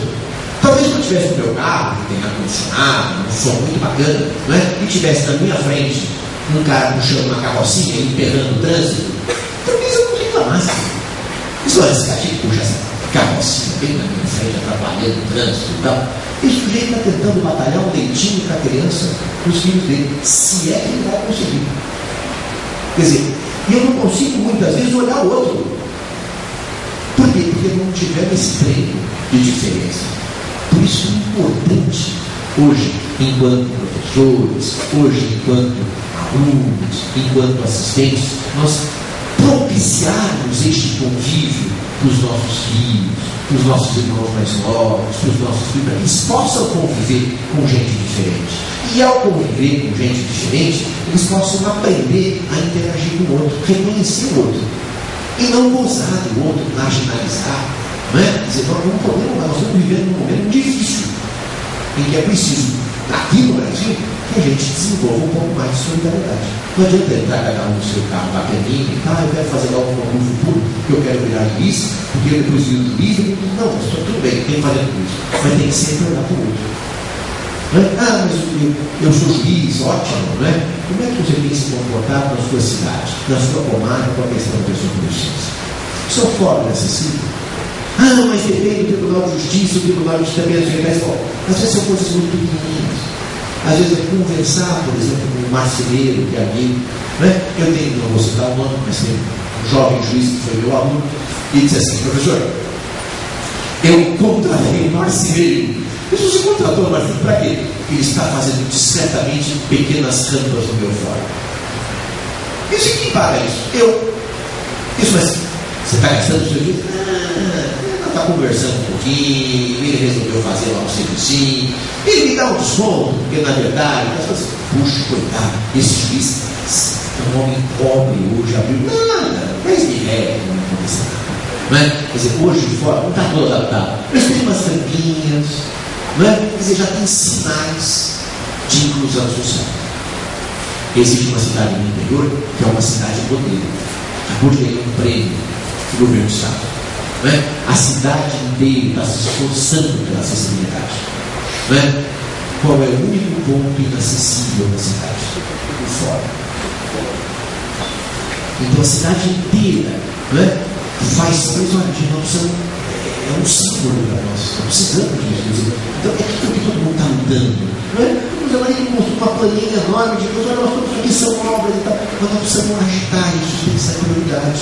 Isso tem que ser uma coisa que tem que passar na frente das outras coisas, para que a gente possa mostrar, revelar que o Tribunal de Justiça está preocupado com isso. Porque essa é uma inclusão social. Como é que um cadeirante encosta no balcão aqui?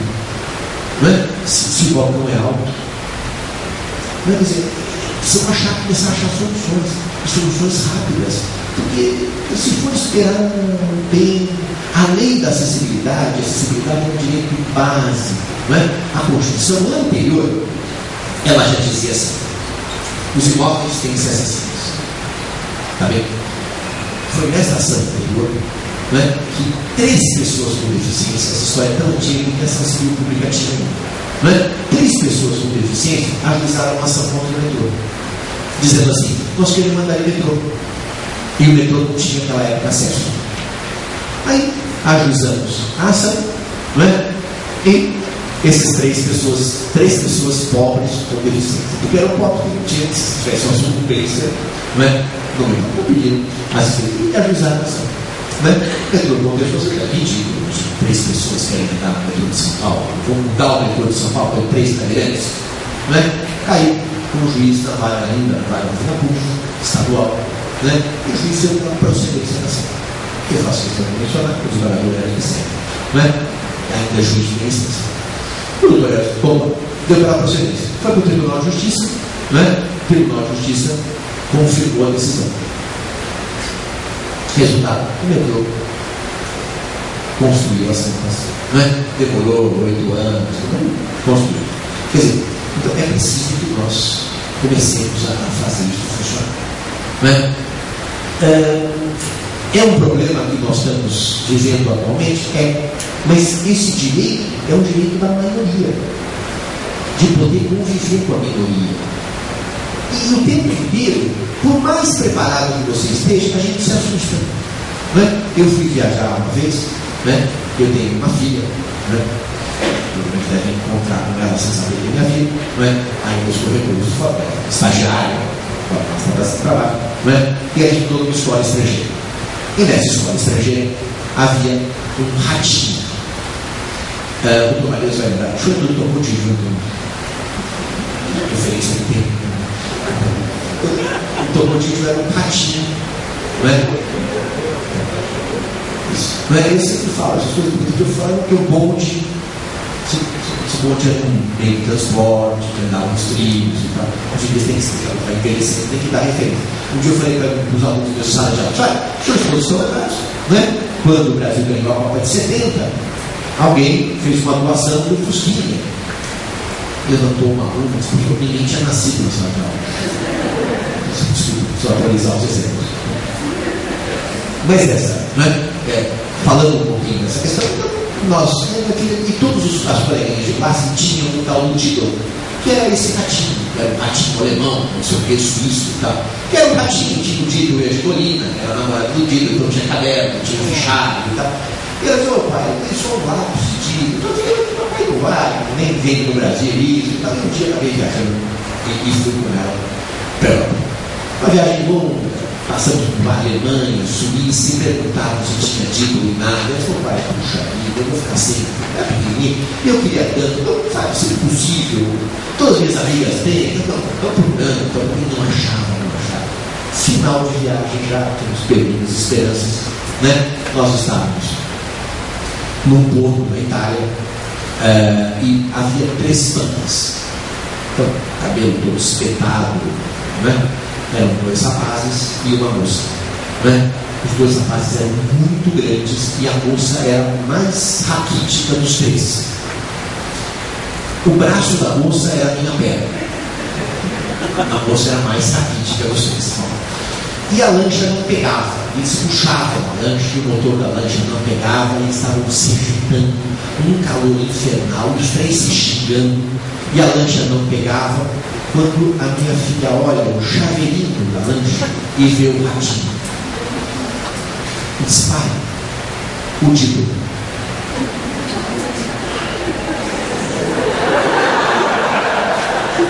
Papai nem carregado. Minha mulher dizia, eles vão matar você. Eles vão, pergunta lá, cara, né? Eles estão tão tretitos com o compor, nem chega lá, não. Bom, lá foi. Meio sem jeito e tal, os seus desculpas, né? Quero incomodá-los e tal, mas esse chaveirinho, os 3 olham para mim, né? E dizem assim, o senhor gosta de Dido? Eu não, minha filha gosta. Tem uma loja ótima aqui na cidade. Largaram a lancha, vieram conversar e nós passamos 1 hora discutindo aonde era a melhor compra, aonde era a loja, que tinha desconto para não comprar o Dido no caderno, comprar o fichário que era mais barato. Eu olhei e falei, isto é preconceito. Para mim foi uma aula. Os 3 foram de uma gentileza e de uma amabilidade, né, que poucas vezes eu imaginei que pudesse. E eu super preconceituoso e super preocupado porque eles tinham o cabelo espetado e eram grandalhões e tinham os correntes pendurados. Viver com a diferença é um pouco isso. É um pouco conviver e estar preparado para isso. Eu estou chegando no meu tempo, vou contar só mais uma história para vocês, né? Que é uma história, eu fui dar aula aqui no Centro de Referência da Diversidade aqui em São Paulo, tem um centro que discute questões. Tem uma colega minha, me telefonou e disse, olha, você vem dar uma palestra aqui e tal, sobre questão da diferença da diversidade sexual. Claro que eu vou com muito gosto e tal. Mas olha, público transexual, travesti, né? Algumas prostitutas, tem um público variado. Você vem com ele, muito gosto. Lá fui eu, né? Dei uma palestra com um público de umas 150 pessoas, um público disciplinadíssimo. Não abriram a boca, foram muito elegantes na recepção, um público muito legal, tinha gente das mais variadas tendências, né? Terminou a palestra, eu ganhei um vasinho de flores, né? E saí do meu vasinho de flores ali pela Major Sertório. O centro fica na Major Sertório com a Rei Freitas. Uma barra. Estou saindo, tem uma moça, eu acho que é uma moça, né? De mini saia, né? Fazendo um ponto. Ali mesmo, eu peguei meu vasinho de flores. Quando ela me disse, você trouxe flores para mim? Eu falei, não, hoje não. Essas coisas eu ganhei na aula que eu fui dar. O senhor é o professor? Sou eu, professor. O pessoal achou legal a sua palestra, então só não pude ir, eu estou trabalhando aqui hoje. Tá bem, não tem problema nenhum, próxima vez só gravar, não é? Até porque eu devo voltar. Então me fala, então eu vou acompanhar para assistir a próxima vez. Tá legal. Não é? E aí então, estava seguindo, ela estava assim, não está por aqui. Tem uns pivetes aqui em frente, atravesse a rua e vá para o lado de lá. É mais tranquilo. Tá bem. Atravessei a rua e segui para o lado de lá. Eu estava no meio da quadra. E o Fumberto, e qualquer problema me chama que eu dou um cacete nesses moleques. Obrigado. Quer dizer, foi de uma gentileza e de uma amabilidade dentro das competências próprias, né, que eu só posso agradecer. Então, muitas vezes a gente encontra um diferente que pode ser um cadeirante, que pode ser um cego, que pode ser um mudo, que pode ser um surdo, que pode ser alguém com uma diversidade de sexualidade, e na verdade nós temos que pensar um pouquinho em aplicar os comandos do texto constitucional. Se nós não tivermos a oportunidade de ter convivido com a diferença, que pelo menos agora a gente saiba lidar um pouco melhor com a diferença. Não é? Porque este lidar com a diferença, da mesma maneira que eu venho aprendendo um pouco com a diferença, não é? Com esse convívio com as pessoas que têm alguma diferença, tem me tornado cada vez mais solidário, cada vez mais tolerante. Eu acho que é um exercício que a Constituição Federal nos propõe e é um exercício que me parece muito importante para que cada um de nós possa reconhecer no outro um ser humano, também com direitos, também, e isso vai nos ajudar na hora do nosso convívio, quer na jurisdição, quer no nosso trabalho cotidiano, quer no nosso dia a dia. Muito bem.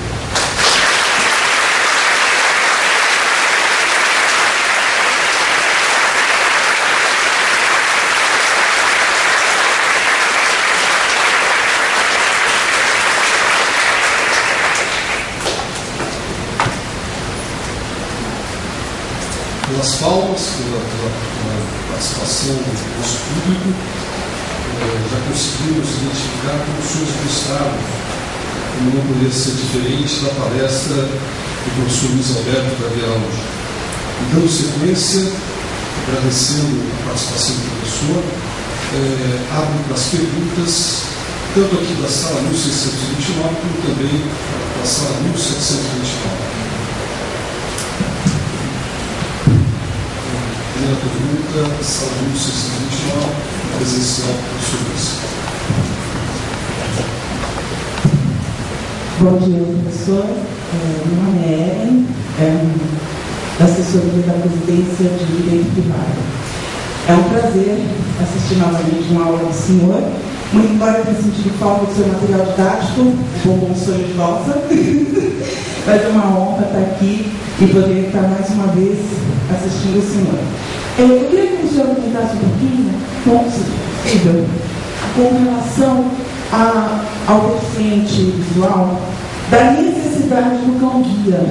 Eu vi, acho que na semana passada, que no shopping, não sei se em São Paulo, mas no shopping sempre um cego teria sido proibido de entrar no shopping com o seu cão-guia. Eu gostaria de saber do que o senhor. Bom, primeiro, queria agradecer a gentileza da lembrança, não é? Que realmente, vez ou outra, em certo tipo de aula, acaba dando um sonho de valsa na sala de aula, um presente do professor.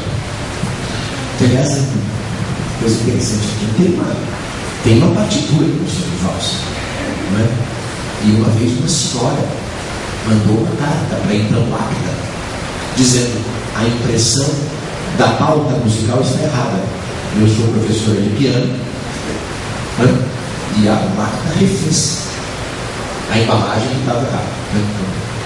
Bom, a questão do professor Marinos aqui é um defensor e vem partilhando essa luta, não é? Da questão da pessoa com deficiência, no caso visual e o cantor. Eu acho que a norma da proibição de animais, não é? Claro, se você entra com uma calopsita né? Se você entra com um urso no shopping center, você com um tigre de bengala, né? É inegável que cria um certo constrangimento. Tem um urso polar, que eu entro com ele no fórum e tal, né? Tem um pequeno leão de estimação e tal. Agora, uma pessoa com deficiência que entra com o seu cão-guia, que é um animal treinado, né? Que não tem o menor sentido você querer proibir que não entram animais no shopping. Quer dizer, é uma norma que é aplicada assim a menor flexibilidade. Foi o caso do metrô. Tomareiro conhecimento, que andou discutindo isso muito com a Thaís, né? E o Boris, na época, que era um cachorro, né? Que a Thaís falou, não pode trazer esse estimão. E na verdade não tem o menor sentido. Isso é interpretar sem entender o outro. Né? É como dizer, olha, não pode entrar. Você é um cão-guia treinado. Não é? Eu peguei meu cachorro e saí com ele aqui no fórum. Não é? Eu sou sério, mas eu peguei esse cachorro, não está treinado ainda, mas eu ando com ele, ele me ajuda. Também não é o caso. Mas um cão-guia treinado, certificado de treinamento, o shopping está completamente fora do. Porque se imagina um patamar. Não é culpa, eles estão aprendendo, todos nós estamos aprendendo. Eu não critico, é um processo, um avanço. Para só ter uma ideia, acessibilidade, a Constituição passada já garantia isso. A Constituição atual diz que tem que ser nos termos da lei. Bom, a acessibilidade da pessoa com deficiência é um direito fundamental. Pasmem os senhores, o Congresso Nacional demorou de 1988, data da Constituição, até o ano 2000 para fazer a lei da acessibilidade. 12 anos. Será que os congressistas são maldosos? Será que os congressistas eles se reúnem todo dia à noite? Vamos fazer maldade com as pessoas com deficiência? Ótimo! Vamos fazer uma comissão suprapartidária pela maldade contra as pessoas com deficiência. Boa ideia. Isso não é assim. É um total desconhecimento do problema. Demorou 12 anos para fazer a lei. E aí veio a lei 10.098. Aí no final, a lei não traz prazo. Mas uma lei que manda ter acessibilidade não tem prazo. Tem prazo para os imóveis se adaptarem. Bom, quem vai dizer isso é o decreto regulamentar. Bom, quanto tempo demorou o decreto regulamentar? Só 4 anos. Então, para regulamentar uma lei, o executivo ficou pensando, o legislativo ficou pensando 12 para fazer a lei. O executivo ficou pensando 4 para regulamentar a lei. Aí os senhores vão dizer, bom, mas então agora vai. Não pode pegar ninguém de surpresa. Como de surpresa? Pera. São 88. Com 12 anos para fazer a primeira lei, 4 para regulamentar, os prazos são de 5 anos, 6 anos, todos vencidos já. Então, os prazos já estão vencidos. E ninguém foi comido de surpresa. Todo bom administrador sabe que desde o ano de 2004 estava correndo prazo para se adaptar. Está bem? Isso é uma questão delicada. Ninguém está sendo colhido de surpresa. É que a sociedade não tem esse convívio. E ela está aprendendo. É difícil, mas é assim. Não é aqui, é no Brasil inteiro. Não é São Paulo, João. Não, ixi. Aqui ainda a coisa está caminhando. Imagine por aí nesse mundo de Deus. Então, é um processo de educação. Mas se não se coloca isso, nós continuamos demorando 4 anos para fazer um decreto regulamentar que fixa 5 anos, que já se esgotaram. Então, agora não tem mais prazo. Os prazos já acabaram. Se o cadeirante chegar no lugar, eu quero acesso, porque a lei já passou o seu prazo, ele pediu. Então, eu queria explicar para você como é difícil. Você quer explicar para mim como é difícil? Você de paletó e gravata, ocupando um cargo público, quer explicar para mim, cego, cadeirante, surdo, que é difícil? Eu sei que é difícil. Então, se for um conflito de interesse, a administração demora. Mas quando a administração quer, ela caminha rápido. há certos momentos da administração pública, ele acabou de ver. O Congresso Nacional se mobiliza com uma velocidade quando ele quer aumentar o seu salário e dá gosto de ver.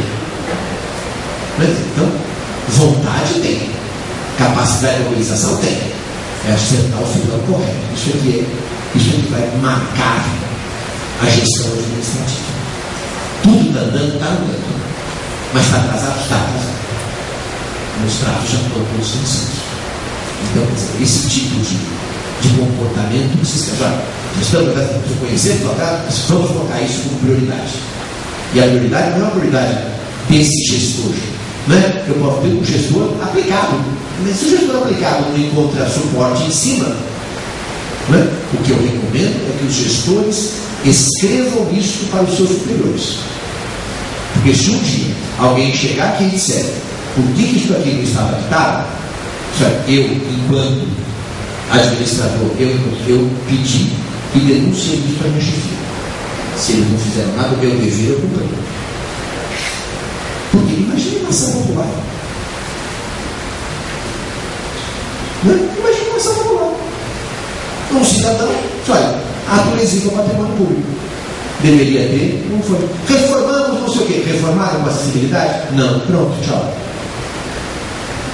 Desapropriamos um prédio novo. Era acessível? Não, tchau. Quem deu parecer? Fulano tal deu parecer. Pronto. Quem são os réus da ação popular? Todos aqueles que colaboraram, apuração, ação, para o ato. É por isso, se não é pela cidadania, é pelo cuidado. Não é? Nós estamos diante de uma situação que já deveria ter sido resolvida. Estamos nos esforços, todos nós estamos nos esforços, há esforços mais velozes e menos velozes. Às vezes, não sei o Tribunal de Justiça, mas o Congresso Nacional, muitas vezes, tem exemplos de uma velocidade espantosa. Para algumas coisas, caminha tudo muito rapidamente. Não sei se para a pessoa com deficiência essa caminhada tem sido dessa mesma velocidade. Em relação a coisa, porque os administradores de shopping não tiveram essa oportunidade que nós. Mas também não se assessoram de ninguém que tenha essa vivência. Bastaria ter um bom assessor para dizer, pelo amor de Deus, não escreva, não faça papelão desse. Eu digo por ele que é um dia entrando no shopping center. Mais alguma pergunta? Existol. Essa instituição uma pergunta.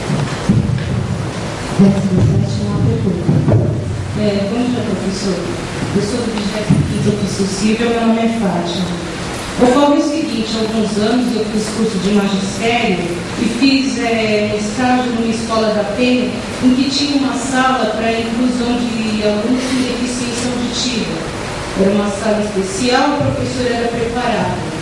A minha pergunta é o seguinte, embora a história da bicicletinha que o senhor contou, o senhor acha mais proveitoso que as escolas públicas adaptem salas para alunos com deficiência ou que realmente assim, essa inclusão seja feita numa sala normal? Porque, embora tudo, nós sabemos que é mais proveitoso a sala com uma especialidade, com um professor específico, para tratar desse aluno, mas também cria um certo preconceito. O senhor acha mais proveitoso essas salas? Muito bem, a senhora colocou uma questão fundamental, na questão da inclusão. Será que essa criança, se ela estiver com seus coleguinhas com a mesma deficiência, numa sala especial, ela vai aprender mais? Vai. Não tenho a menor dúvida. Mas será que haverá a inclusão como nós gostaríamos que houvesse? Não. Então, entre ela aprender um pouco mais, render mais, e nós jogarmos essas crianças convivendo com as dificuldades que todos vão ter, eu acho que o trabalho mais bonito é exatamente esse convívio. Para dizer, mas vai atrasar um pouco? Vai mesmo. Num certo momento, a cotangente vai ser mal explicada.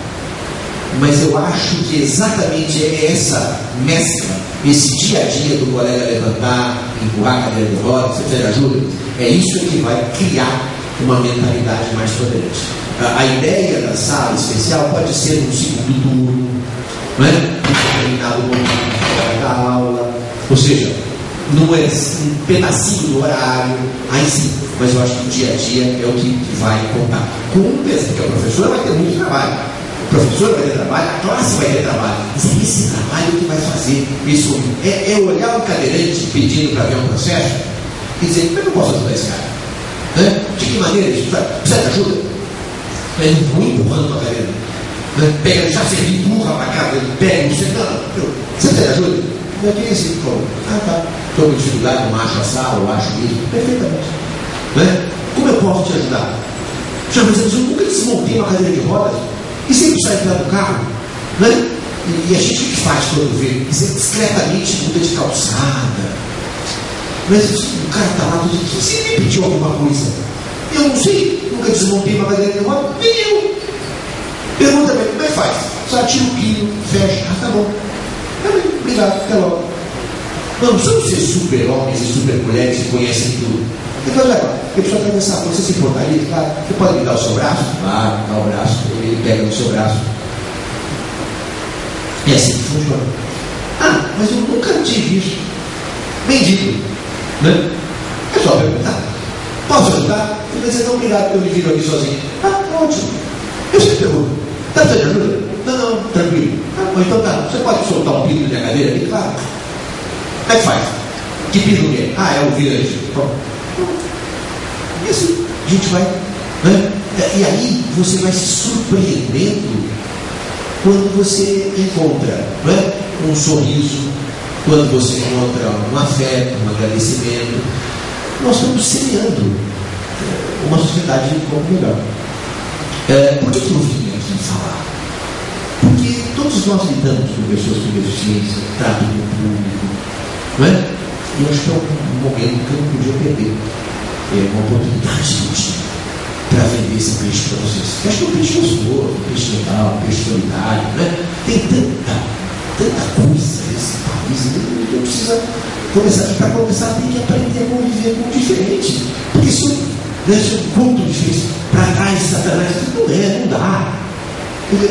Por que é diferente? Então, vamos tentar conviver, né? E assim, você começa a entender a opinião diferente do seu colega de sala, né? O posicionamento diferente do juiz da outra sala. Mas por que ele pensa desse jeito? Ele tudo se pensa nisso. Quer dizer, nós temos que ter uma tolerância. Não é para que aula poliana, a gente sai não é isso. Nós temos que aprender a conviver. Conviver com o outro, conviver com diferença. Né? Como vocês acham que o casamento é o quê? Uma confluência de. Né? O dia a dia. Por que é diferente? Só gosta de ir para não sei aonde. E você só vai ir para não sei aonde. Né? Mas raciocínio é diferente. Bem-vindo ao maravilhoso mundo do convívio. É assim. Não é? Quer dizer, é um exercício. Na minha repartição tem um cara que é chato. Pode ser. Né? Vamos tentar minimizar isso. Esse caminho, né? É uma forma de tentar cumprir a Constituição. 17º, você tem 2 perguntas. Bom dia, professor. Meu nome é Luciana, trabalho na seção civil do Foro Regional Nossa Senhora do Ó. É um prazer assistir sua aula. A minha pergunta é um caso concreto sobre uma servidora de outra esfera. Ela foi aposentada por invalidez permanente e entrou numa vaga reservada. E acontece que a doença dela é rara. Tem uma série de comorbidades, inclusive ortopédicas. E o ortopedista, por quadro próprio da sessão dela, atestou que era uma doença degenerativa. Só que hoje ela está fortalecida, ela não tem mais aquele problema. E ela tenta a reversão e não consegue. Qual seria o meio de ela conseguir essa reversão? Porque a aposentadoria dela foi proporcional. Ela é muito jovem. E ela gostaria de trabalhar e retornar ao cargo dela. Qual a possibilidade disso? Ou seja, ela quer trabalhar, ganhar trabalhando e o Estado não tem que ela trabalhar. Exatamente. Prefere pagá-la. O Estado está bem. Eu acho que ela pode, primeiro, talvez tentar uma medida judicial, aonde ela vai expor isso, e aí não é uma coisa que é melhor, algo que dependa de prova, que permita uma dilação probatória maior, porque vai ser uma prova difícil de fazer, necessária. Né? Acho que ela pode tentar ao Ministério Público discutir essa questão, se isso é um quadro que pode afetar mais de uma pessoa, talvez tenha uma tutela coletiva do Ministério Público na condição de defensor das pessoas com deficiência, mas eu acho que se ela tem condições de trabalhar, quer trabalhar, né, não tem a menor razão para ela ficar afastada. Eu acho que tem que refazer este ato e revisar esse ato. Portanto, eu sugiro que ela, se quiser, pense no judicial. Se administrativamente não der certo. Sétimo.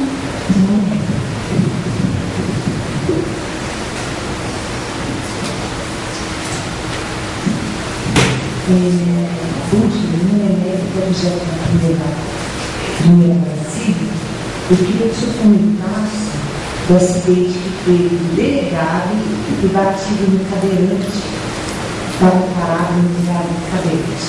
Obrigada. Bom, todos nós estamos aprendendo. O delegado deve ter tido um momento muito infeliz, né? Que em algum momento todos nós temos um momento infeliz. Eu estou julgando esse delegado da forma mais cristã possível que eu consigo. Eu não consigo imaginar que alguém, né, em sã consciência faça o que ele fez. Né?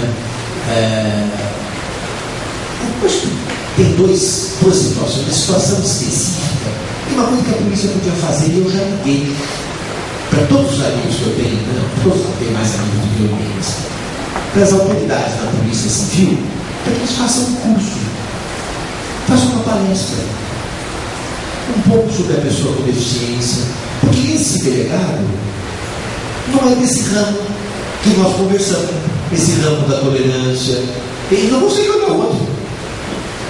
Não é? Quer dizer, então, talvez ele precisasse fazer um curso, não é? Independente da ciência, mas não ele. Talvez a Polícia Civil precisasse. Não precisa, os delegados não precisam. Outro dia fui dar um curso na Polícia Civil, Academia de Polícia. Né? Curso muito legal. Né? Foi um curso que se falou de pessoas com deficiência, mas era muito pequeno os delegados. Eu sugeri que eles ampliassem um pouco para falar de diferença, para falar de diversidade sexual, para falar de tolerância, de pessoa com deficiência. Quer dizer, um curso bacana, legal, para os delegados obrigatoriamente assistir. Então, o episódio em si é lamentável, mas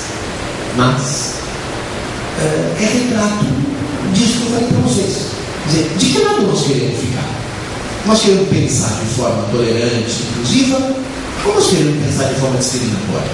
Se nós quisermos escolher o caminho da discriminação, não vai bater longe do nosso amigo delegado. O que vai acontecer no momento de desespero. Então, acho que nós temos que começar a cultuar um pouco mais isso. Né? Discretamente, no trabalho individual de cada um de nós e tal. Ué, o que aconteceu lá no São das Campos? Uma coisa ridícula. Né? Agora, o que a polícia pode fazer? Pode afastar o delegado, já afastou, ao processo que o Ministério Público já denunciou. Né? Agora, eu acho que se eu fosse secretário de Segurança Pública, eu daria curso sobre tolerância. Né? Pegaria os delegados, as pessoas vão andar numa cadeira de roda durante o dia. As pessoas vão andar com uma venda durante o dia. Não precisa durante o dia. 1 hora já é diversão suficiente. 1 hora com uma venda. Né? Então, 2 horas com uma cadeira de rodas. Vocês não têm ideia da confusão que isso é. Né? Precisamos aprender. É um processo de cidadania. Nós temos que crescer. Essas coisas vão acontecer? Vão. É por isso que, primeiro, eu fiz questão de vir aqui. E segundo, eu fiz questão absoluta dentro do meu máximo de caprichar muito para falar com vocês. Porque eu preciso vender o meu peixe, eu trouxe um barquinho, eu percebi, eu aprendi meu produto, eu preciso ter muito importante. Vocês formam um público muito seleto. Vocês são o Tribunal de Justiça de São Paulo. Não, tem mais de financeiro. Vocês são um espelho em termos de eficiência. Inclusive, professor, nós ainda achamos que está minha coisa, você imagina por aí. Em São Paulo, né? Acontece alguma coisa em São Paulo, fora do Brasil, o Brasil inteiro, está vendo? São Paulo. Quer dizer, e o Tribunal de Justiça, a justiça não nada. É assim que nós temos que nos comportar. Um exercício, um desafio.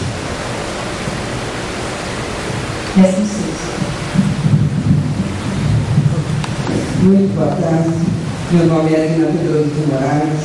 Eu sou ex-servidora, aposentada, sou conciliadora e advogada. Eu percebi que se comenta muito sobre o cego, sobre a pessoa com deficiência, surdo e mudo, mas não falando dos alunos, que as casas deles são adaptáveis. E também, imagina só um servidor no balcão daqui da justiça, gente. Temos que pensar também neles. Obrigado. Não, já está certíssimo. Eu acho que um dia desses, né, se o doutor Gilson cometer outra vez a temeridade de me chamar, a gente vem só para discutir quem é pessoa com deficiência. Porque é um conceito muito amplo. Mas, por exemplo, vocês, um grupo, né, existem grupos, questão de estatura, né? Os senhores já tomaram dietético com aspartame? Diet, em geral. Tem um aviso, não tem na lata? Que fênios telúricos contém fenilalanina. Vocês sabem o que é isso? Mas tomam. E se for um redutor da capacidade sexual? Ninguém notou nenhuma diferença, nada. Professor, de direito constitucional não entendemos nada, só não sei mais eu parei de tomar o produto e minha vida mudou. Né? Esse é um aviso para um grupo de doentes, né? Que são os fênios telúricos. As moças vão entender melhor isso. É por isso que faz teste do pezinho do bebê na maternidade.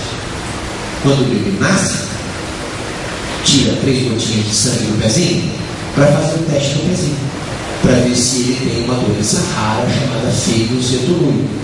Se tiver, tem que separar do peito da mãe de imediato. O professor disse que não é para amamentar, não. É uma doença raríssima, não é? E aí a criança vai entrar numa alimentação muito complicada, e ela hoje ela não tem problema mental nenhum, se ela se mantiver nessa dieta. Tá? Então, essa é uma questão, um grupo de pessoas com deficiência raro. Então, esse conceito é um conceito amplo. Não podemos passar uma manhã aqui com muita tranquilidade, só discutindo quem está dentro e quem está fora desse grupo. Não é? Portanto, agora, se eu tiver dúvidas, eu tenho que incluir. A Constituição manda incluir. Mas é nesse grupo, não. Tem dúvida? Incluir. Considerar a pessoa com deficiência. Certo? É uma coisa inegavelmente que já tem as ações de estatura e vai por aí afora. A gente fala um pouquinho dos mais, vamos chamar assim, frequentes, né? Mas é inegável que a já tem mais. Mais uma coisa, bom dia a todos os presentes, bom dia, professor. Primeiro, quero agradecer pela oportunidade de estar aqui ouvindo o senhor. Todas as informações que foram passadas, o senhor não tem, talvez, até dimensão de quanto foi importante para o trabalho que eu desenvolvo hoje, sendo servidor aqui do tribunal e o trabalho que eu exerço fora. Então, pedir que me apresente, meu nome é Bianca Blanco, sou servidora aqui do Tribunal de Justiça e minha formação é de nutricionista, especialista na área de saúde pública e biotecnologia, que são as áreas que eu trabalho também. Faço parte de um grupo de estudos daqui de São Paulo, que é um grupo de estudos de doenças no qual, até onde nós temos conhecimento, somos o primeiro grupo de profissionais estudantes que fazem parte desse projeto, é um projeto pioneiro aqui no Brasil, que é muito discutido na Europa e nos Estados Unidos, e no qual a nossa função principal é a divulgar a informação para as associações, para a indústria farmacêutica, para a sociedade civil e para os órgãos governamentais, procurando melhores condições para esses pacientes. Dentre os locais que nós frequentamos e nós participamos, na nível de Secretaria de Saúde, de Conselho Municipal, uma das discussões que eu gostaria que o senhor talvez apresentasse para nós é como que está dentro do nosso papel da justiça a questão dos processos que eles são analisados para esses pacientes que têm um histórico ali de saúde, que solicitam algo que não tem condições de comprar, porque o SUS, dentro ali da sua legislação, quer seja remédio, quer seja equipamento, e que parece, que gostaria que o senhor explicasse para a gente, que já existe a possibilidade de serem profissionais da saúde contratados, enfim, para trabalhar junto com o jurisdicional para avaliar esses processos. Eu gostaria, por gentileza, que o senhor explanasse para a gente. Obrigada. Um complemento, quer dizer, estudar doenças raras passa-se muitas vezes pela questão da pessoa com deficiência, porque são doenças que não têm, entre aspas, um apelo comercial, não é? Os laboratórios não estão muito preocupados, porque às vezes não é significativo o nome de qualquer estudo. Portanto, é uma atividade muito importante pesquisar isso.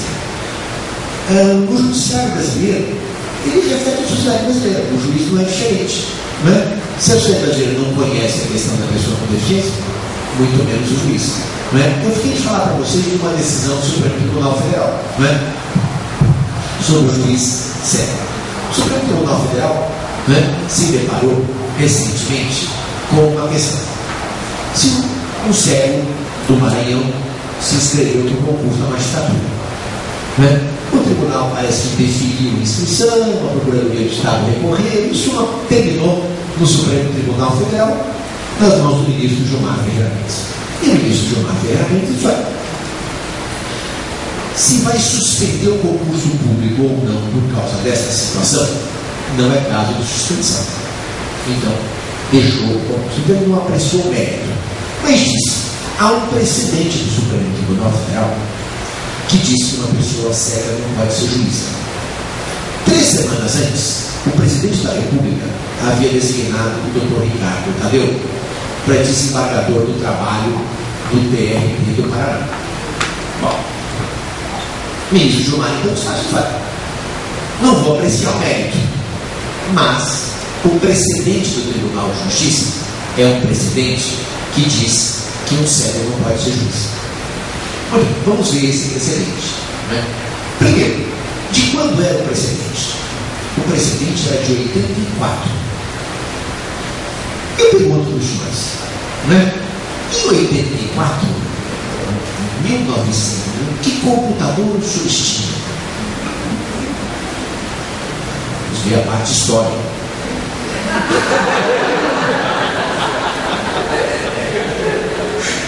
É que são anos de amizade, por que eu posso almoçar um pouco. Eu pensei nos softwares que nós tínhamos. O que tinha de aparato? Né? O Supremo apreciou essa matéria. O julgado e o ministro Moreira Alves eram o relator. Né? O ministro Moreira Alves explicou o que era atividade do juiz, o que não era e tal, o que ele achava. Mas para 84, como é que eu posso me basear num julgado de 84? Quer dizer, hoje, um cego passa um scanner e o scanner diz para ele assim: olha, existe aí uma figura que é uma montanha nessa fotografia, e a montanha tem tantos metros de altura. A montanha, então, hoje eu tenho uma tecnologia, então eu não posso decidir, eu não posso tirar esse precedente, porque o precedente até posso dizer: olha, não vou interromper o concurso, mas eu não posso tirar um precedente desse, porque o precedente é totalmente inaplicável. Não é? Uma vez eu estava conversando no Tribunal de Justiça de São Paulo, com um grupo de jovens juízes e juízes mais experientes e desembargadores.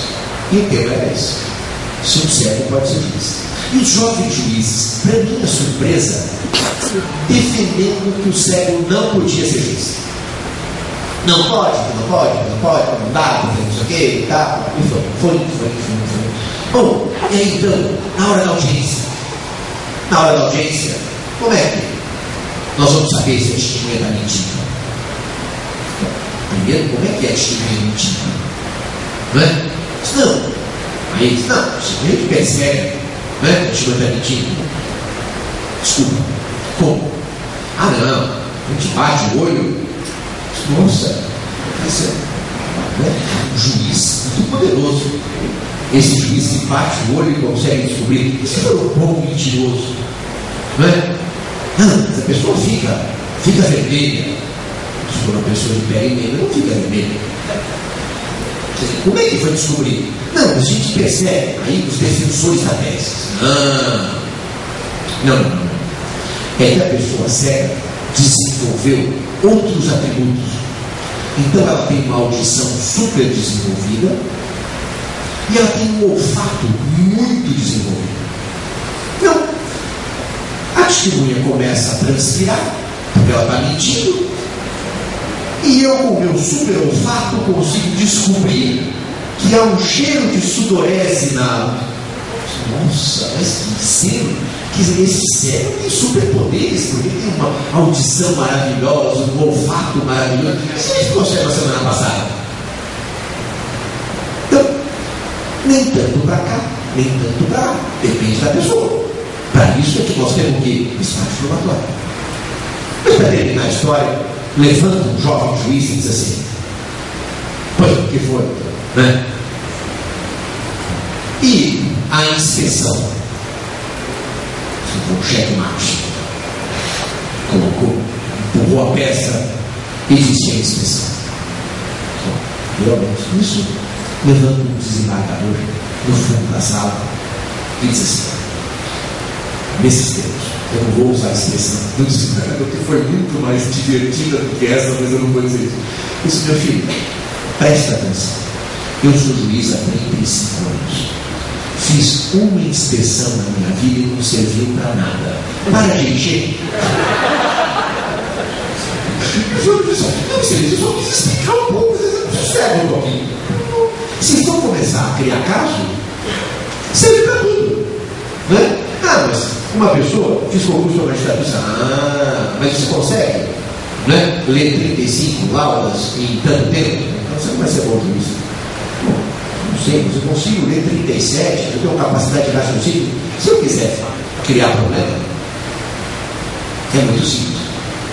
Se eu não quiser criar problema, olha, o Estado é obrigado a receber, e depois, como faz? Estágio probatório. Não deu certo, não consigo se adaptar, é muito confuso, acumulou o processo, então, discute. Mas realmente não deu certo. Não é para dar tudo certo. Pode ser que não dê certo. O que não pode, não pode. Isso é verdade. Não é? Então, o judiciário está aprendendo também. Não é? Em questão de doenças, mas que Ribeirão Preto, não tenho certeza. Já há grupos de profissionais de saúde que estão ajudando o juiz. O juiz, de repente, recebe lá e fala: tem que tomar o remédio tal, que é o único possível nessa situação. O juiz vai fazer. Ele vai ligar para alguém dele, você está morrendo, ele vai ligar para alguém dele que é médico. Você conhece esse serviço? Tem a menor ideia, você está falando bem minha área, Às vezes, então, se eu tiver um grupo, não é, já instalado, eu posso, pelo menos, tirar as dúvidas básicas. Depois eu decido, eu não transporto a decisão, mas eu tenho uma boa assessoria que pode me trazer os caminhos. Tem esse de remédio, tem esse que vai provocar um sofrimento um pouco maior, mas o custo é 300 vezes mais. E aí o juiz vai decidir um pouco essa questão. Mas eu acho que é indispensável hoje uma atitude interdisciplinar. Não dá. Quando eu ajuizei um processo de questão dos feitos setorúricos, como é que eu fui descobrir quem eram os feitos setorúricos? Eu abri uma lá, disse: todo mundo vai ver feitos setorúricos, voltei finilanarina. Não sei o que dizer isso. Até preocupado com aquela questão que eu vou olhar, pode ser um redutor. Tem que saber lá, eu lá fui estudar, então fui até a PAI, que é quem estuda a questão dos símbolos etolúricos. Fui perguntar para o pediatra, ele me deu uma tese de bioquímica, só vai ler. Peguei a tese, levei para casa, li a tese inteira e tal. Eu fui entender um pouco essas coisas, depois eu vim ver uma ação civil pública do Ministério Público da Federal. Mas é preciso sair da sua área de conforto. Não é? A área de conforto é muito simples, sabe? Perfeito, eu chamo o perito, que perito? Eu pergunto, sim. Pronto, obrigado. Decidi sim. Mas se o perito está errado, eu já vou. Não é? Mas eu me baseei no perito. Outra sabe, não está errado. Mas será que isso é tudo? Ou eu posso ir além? Eu posso tentar entender um pouco mais a questão. Não é? Eu acho que é esse um pouco mais que vai nos caracterizar, dando um passo para os nossos filhos, para os nossos sobrinhos. Não é? Considerando o nosso adiantado na hora já bem adiantada, fora já do que nós combinamos aqui, o senhor Davi tem compromissos. Gostaria de agradecer a presença do professor, uma aula espetacular, deixou as mensagens básicas positivas para todos nós, tolerância e solidariedade. Então, não seria diferente nós abrirmos o segundo ciclo com chave de ouro, uma manifestação tão importante, não só para o servidor, mas para o homem que vive aqui no judiciário, para que todos nós tenhamos condições de refletir sobre essas mensagens. O evento é um evento da presidência do Tribunal, da Escola Paulista da Magistratura e da Corregedoria Geral da Justiça, com apoio da diretoria do Fórum João Mendes, do CAGE e ao empenho dos servidores das secretarias de primeira instância, recursos humanos, tecnologia da informação, que nós temos conseguido todas as semanas, com aulas diferenciadas, blindar os servidores com essas intervenções realmente excelentes, com aulas magnas. A semana que vem, dia 11, teremos a continuidade do nosso evento, as novidades do direito de família, emenda constitucional número 66 de 2010, o novo divórcio e alienação parental. O palestrante é um advogado conhecido, especialista em direito de família, Francisco José Carrara. Muito obrigado pela atenção de todos, obrigado pelos componentes da mesa e até semana que vem. Um bom final de semana a todos. Muito obrigado.